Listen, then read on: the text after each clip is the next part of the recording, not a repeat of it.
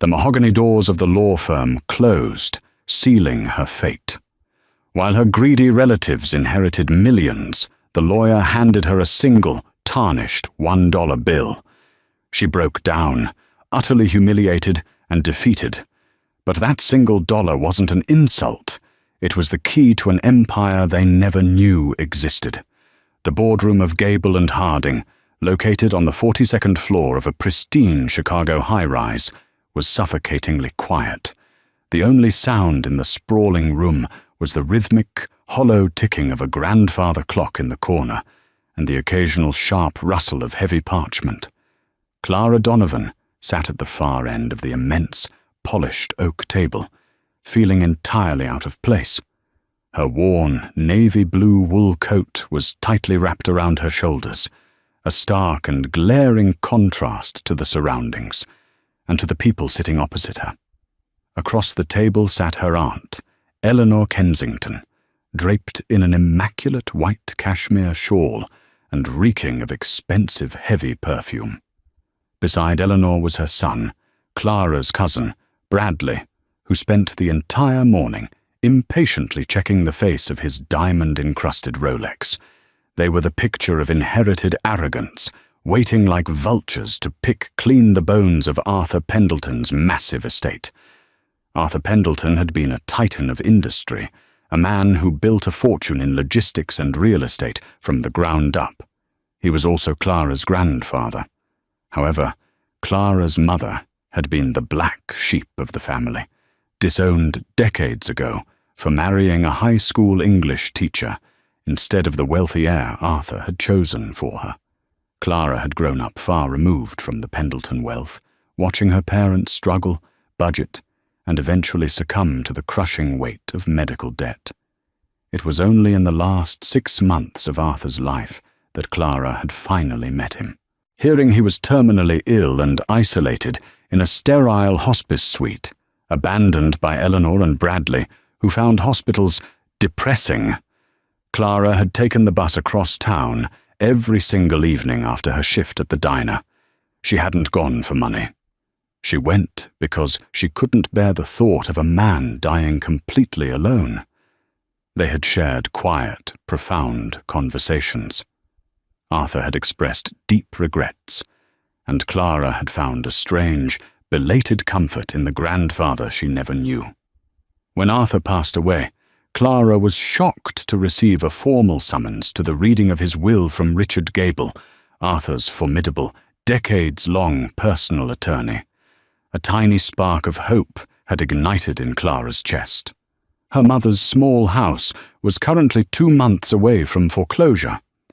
Clara didn't want millions. She just needed a lifeline. A few $1,000s would save her family from total ruin. Attorney Richard Gable, a stern man with iron-grey hair and piercing blue eyes, cleared his throat, adjusting his reading glasses as he broke the heavy silence. "We are gathered today to execute the final will and testament of Arthur Thomas Pendleton," Gable began, his voice resonant and devoid of emotion. Eleanor sat up straighter, a hungry gleam in her eyes. Bradley finally stopped looking at his watch. Gable read through the standard legalese before arriving at the distribution of assets. "To my eldest daughter, Eleanor Kensington, I leave the entirety of the Pendleton Logistics corporate holdings, as well as the primary estate in Lake Forest." Eleanor let out a long, satisfied exhale, a smug smile stretching across her face. She leaned back, shooting a brief, triumphant glance at Clara.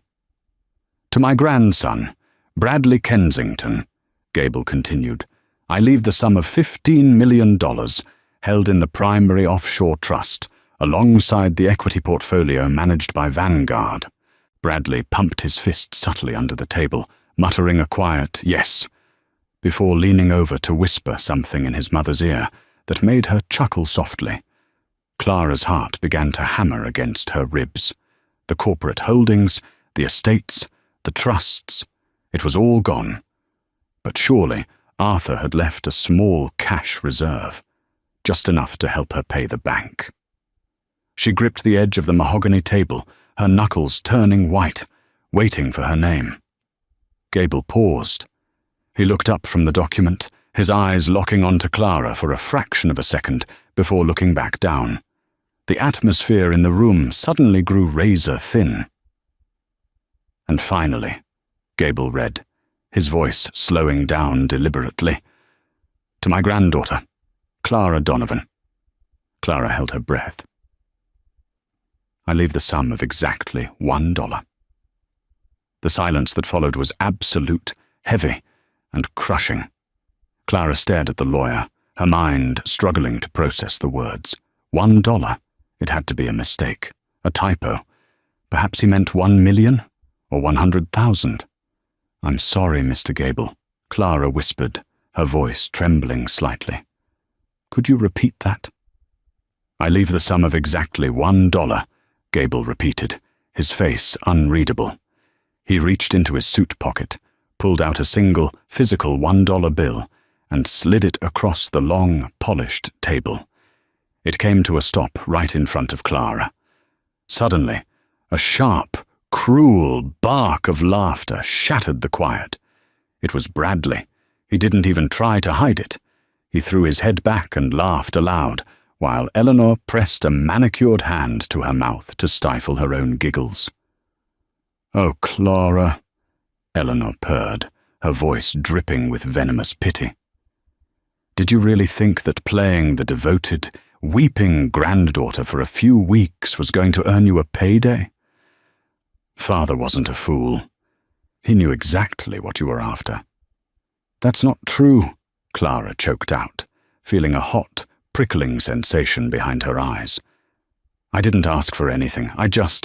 You just thought you could swoop in and cash out, Bradley interrupted, smirking. Well, enjoy your dollar. Don't spend it all in one place. Maybe you can buy a pack of gum on your bus ride back to the slums. The humiliation hit Clara like a physical blow to the stomach. It wasn't just the lack of money. It was the profound cruelty of the gesture. Arthur had deliberately written her into the will just to publicly insult her. He had taken her genuine affection, her late nights holding his frail hand, and reduced it to a joke for his greedy daughter and grandson to laugh at. The walls of the boardroom felt like they were closing in. Her vision blurred as hot tears spilled over her eyelashes. She didn't say another word. Clara stood up abruptly, her chair scraping loudly against the hardwood floor. She snatched the dollar bill off the table, turned on her heel, and practically ran out of the room, leaving the echoing sound of her aunt and cousin's laughter behind her. Clara made it to the lobby before the dam finally broke. She pushed through the heavy glass revolving doors of the Gable and Harding building and stumbled out onto the freezing Chicago sidewalk. The icy wind whipped her hair across her face as she leaned against a concrete pillar, sobbing uncontrollably. She felt so incredibly stupid. She had believed Arthur when he told her he loved her, when he told her that meeting her was the only good thing to happen to him in his final years. It was all a lie. Now she had to go home and tell her mother that the bank was going to take the house. They were going to be on the street, and the man who could have prevented it with a stroke of a pen had chosen to humiliate her instead. Clara clutched the crumpled $1 bill in her fist, preparing to throw it into the nearest trash can when she heard the heavy doors open behind her. "Miss Donovan! Clara, wait!" Clara wiped her eyes furiously, turning to see Richard Gable rushing out onto the sidewalk. The stern, unreadable lawyer from the boardroom was gone. In his place was a man looking deeply urgent and frantic. He didn't bother putting on an overcoat despite the freezing temperature. "Leave me alone," Clara said, her voice hoarse and defensive. "Haven't I been humiliated enough for one day?" Gable closed the distance between them, looking around nervously to ensure they were alone.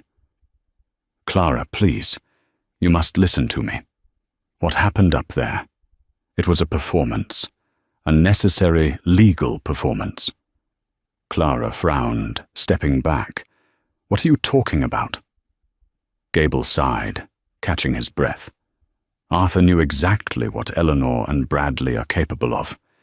If he had left you a substantial sum of money in that will, or left you out entirely, Eleanor's lawyers would have immediately tied up the estate in probate court for the next 10 years.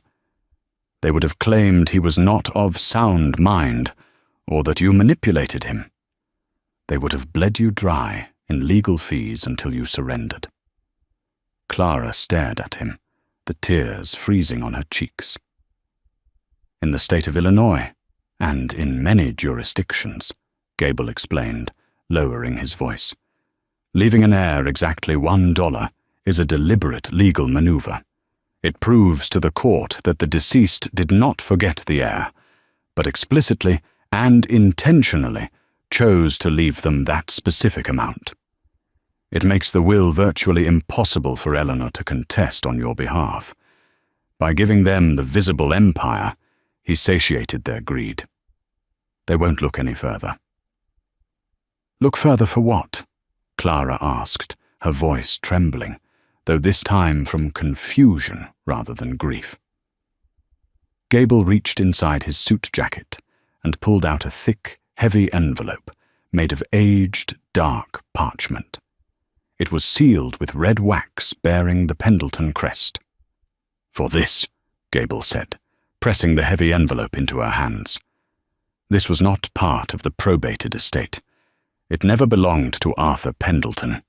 At least not on paper. It belongs to a blind trust that Arthur established 30 years ago under a different name. A trust that, as of his passing, now names you as the sole, incontestable beneficiary. Clara looked down at the envelope. It felt incredibly heavy. "What is it?" "Everything," Gable said softly. The $1 was just the diversion.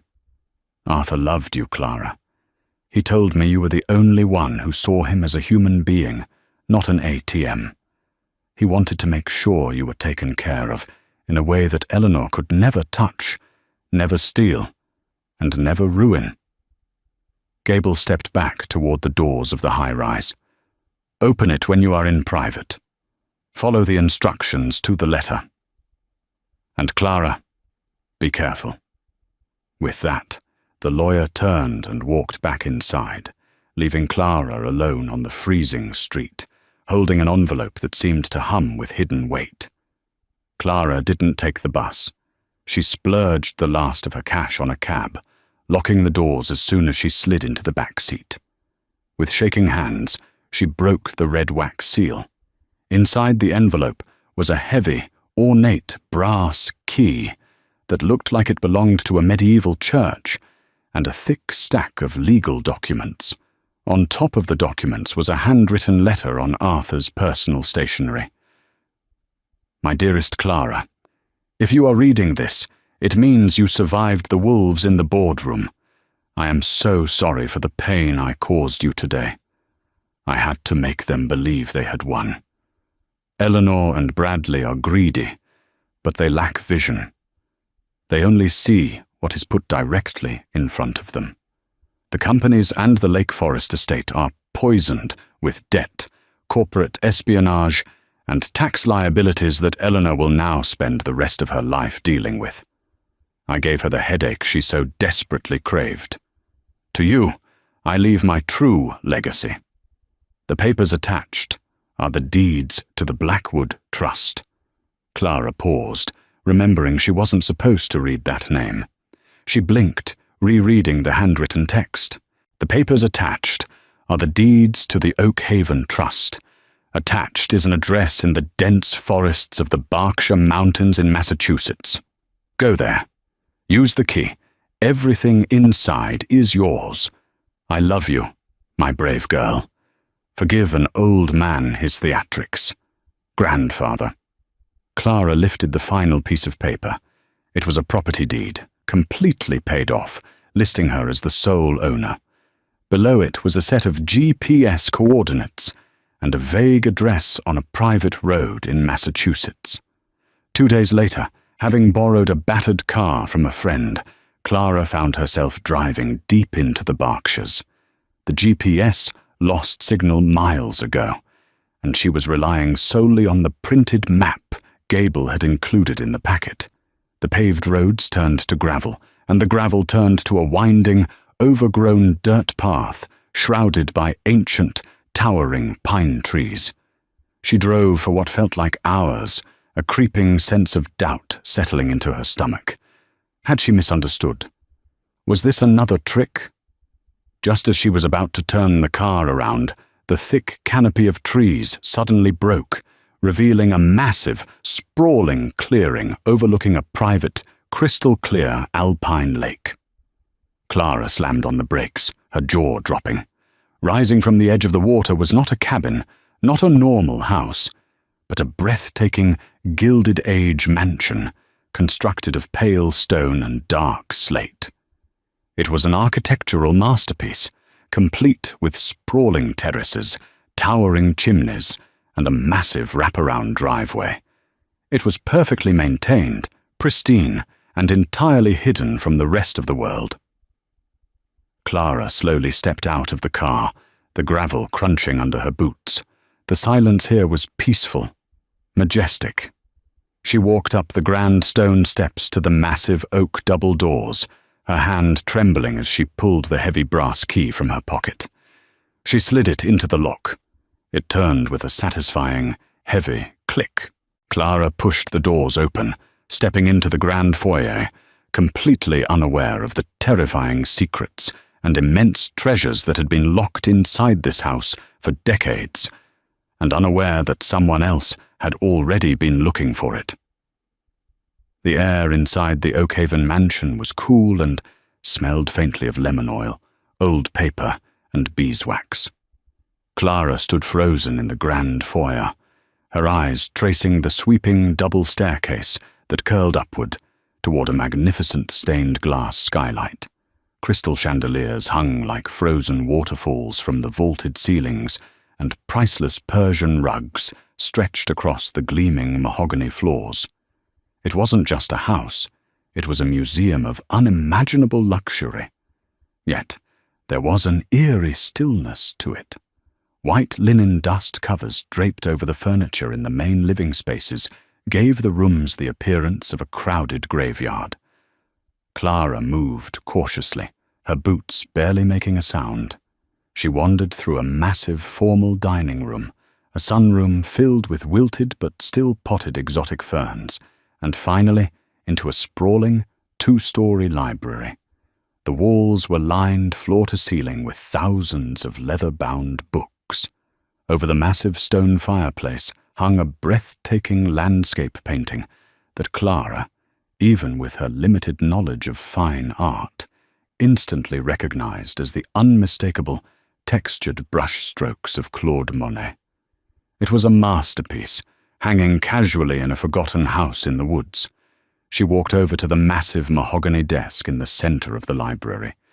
Sitting squarely on the leather blotter was a sleek, modern tablet, a jarring contrast to the antique surroundings.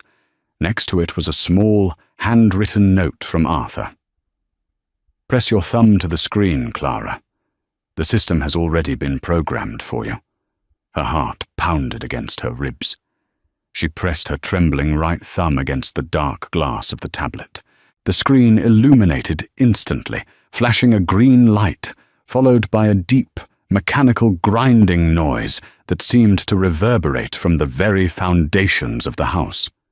Behind her, the massive stone fireplace, Monet painting and all, began to slowly pivot inward, revealing a hidden, brightly lit elevator shaft. Clara swallowed hard, stepping into the stainless steel car. There were no buttons, only a single mechanism that engaged the moment she stepped inside, taking her deep underground. When the doors finally slid open, Clara gasped. She wasn't looking at a basement. She was looking at a high-security subterranean facility. At the end of a short, concrete corridor stood a massive, circular steel door, easily 3 feet thick. She recognized the faded industrial logo etched into the brushed metal. Mosler Safe Company, the legendary manufacturer that had built the impenetrable vaults for the United States Gold Bullion Depository at Fort Knox. The vault door was slightly ajar, waiting for her. Clara pushed it open with all her body weight, stepping into a climate-controlled room that made her knees feel weak. The walls were lined with meticulously organized safe deposit boxes and reinforced shelving. On the left sat neat, towering stacks of certified gold bullion bars, gleaming dully under the LED lights. On the right were rows of sealed, climate-controlled glass cases housing what appeared to be rare historical artifacts, including an authentic, jewel-encrusted Fabergé egg and a pristine 17th-century Stradivarius violin. But the true revelation sat on a stainless steel table in the center of the room. It was a stack of dark blue folders bearing the crest of Coutts & Co., the exclusive private bank favored by the British royal family. Clara opened the top folder. It contained the financial truth of Arthur Pendleton's empire. As she read through the heavily documented bank statements and ledger entries, the genius of her grandfather's final revenge became brilliantly clear.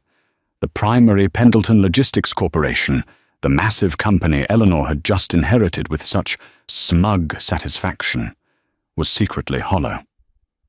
The ledgers revealed that Arthur had spent the last decade taking out astronomical, high-interest corporate loans against the company's assets, funneling the liquid cash into offshore, untraceable accounts before finally routing it into the Oakhaven Trust.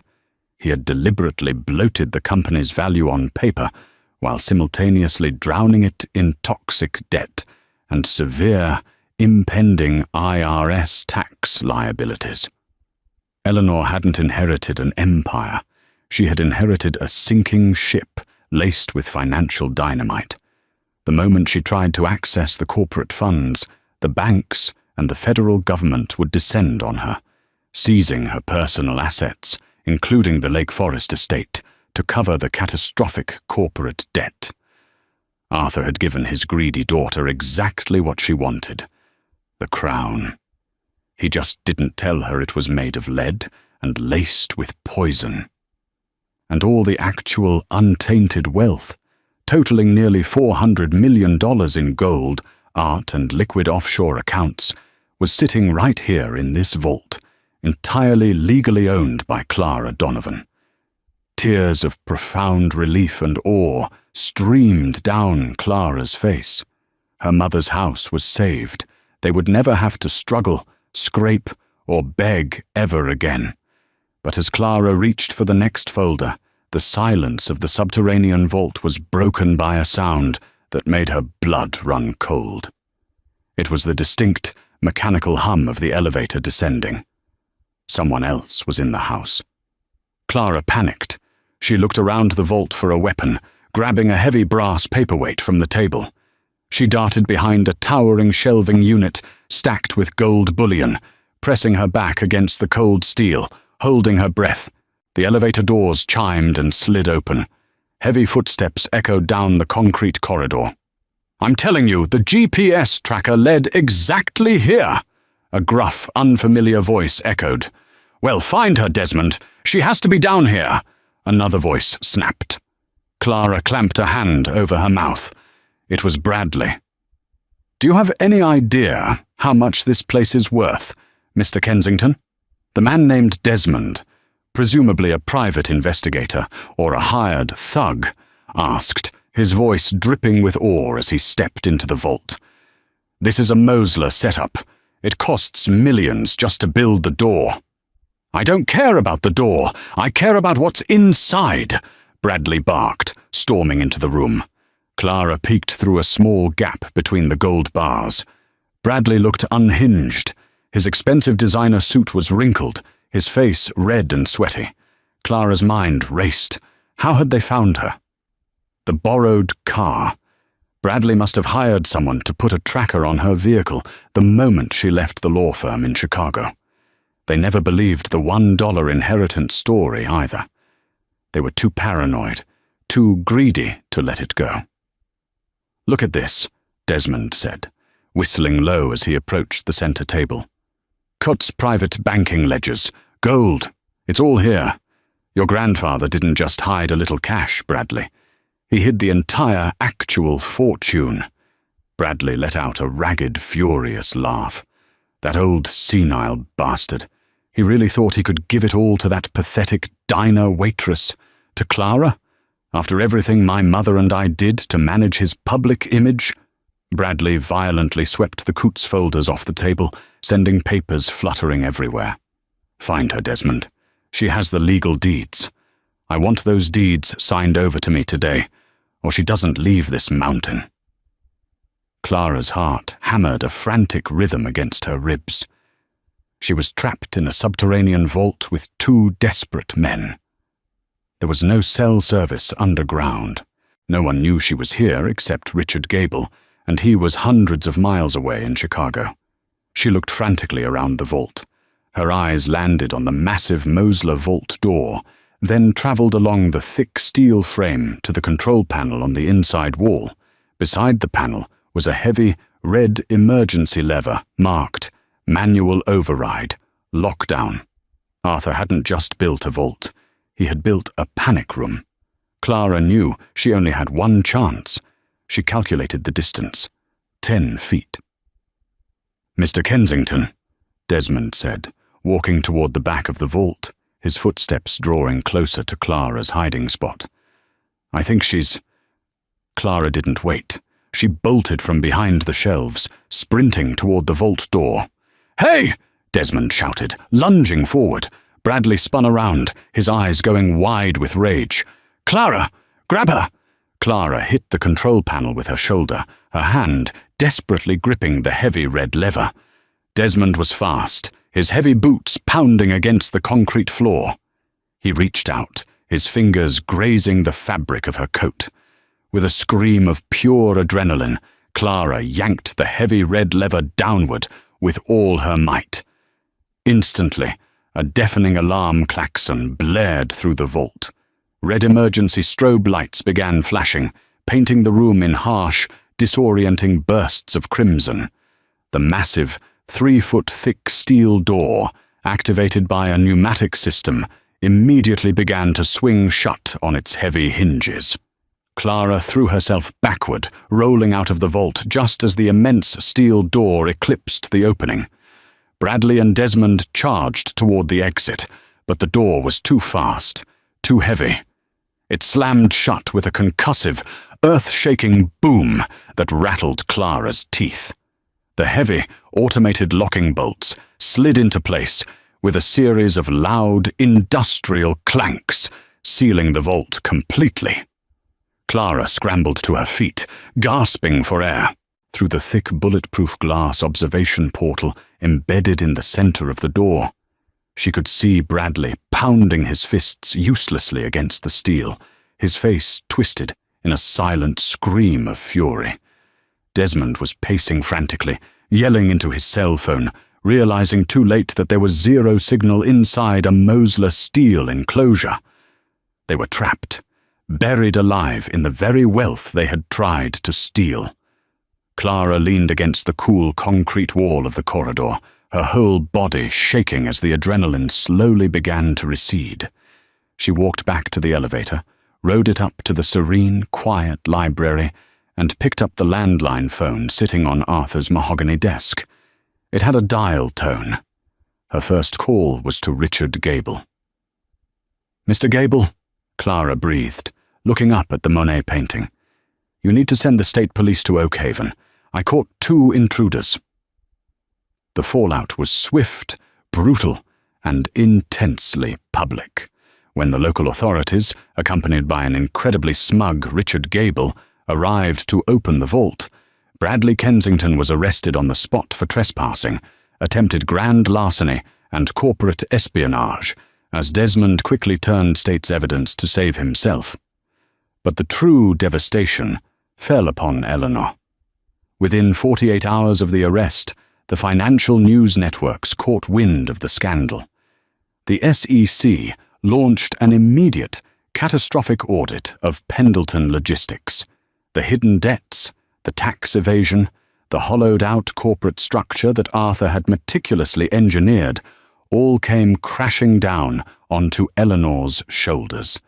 Because she had legally accepted the inheritance of the company, she was personally liable. The banks seized the Lake Forest estate, her luxury cars, and froze all her assets. She was left with absolutely nothing. 6 months later, Clara Donovan stood on the expansive stone terrace of Oak Haven, sipping a cup of cheap diner coffee as she watched the sun rise over her private lake. She hadn't changed much. She still wore her comfortable jeans and an oversized sweater, but her mother was now resting inside, completely cured of her ailments thanks to the world's best private doctors, and her childhood home was safely paid off. Clara had partnered with Sotheby's to quietly auction the Monet, using the staggering proceeds to establish the Arthur Pendleton Foundation, a massive philanthropic trust dedicated to wiping out medical debt for low-income families across the country. Arthur had been right.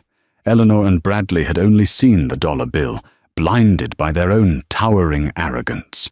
They had laughed at her, entirely unaware that the single, crumpled note was merely the admission ticket to a show where they were the tragic, ruined punchline, and the quiet, devoted granddaughter was the undisputed queen of the empire.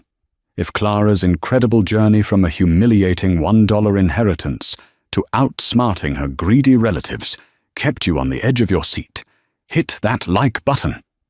Don't forget to share this thrilling story of poetic justice with your friends, and subscribe to our channel for more real-life dramas, hidden secrets, and shocking twists. What would you do with a hidden mansion? Let us know in the comments below.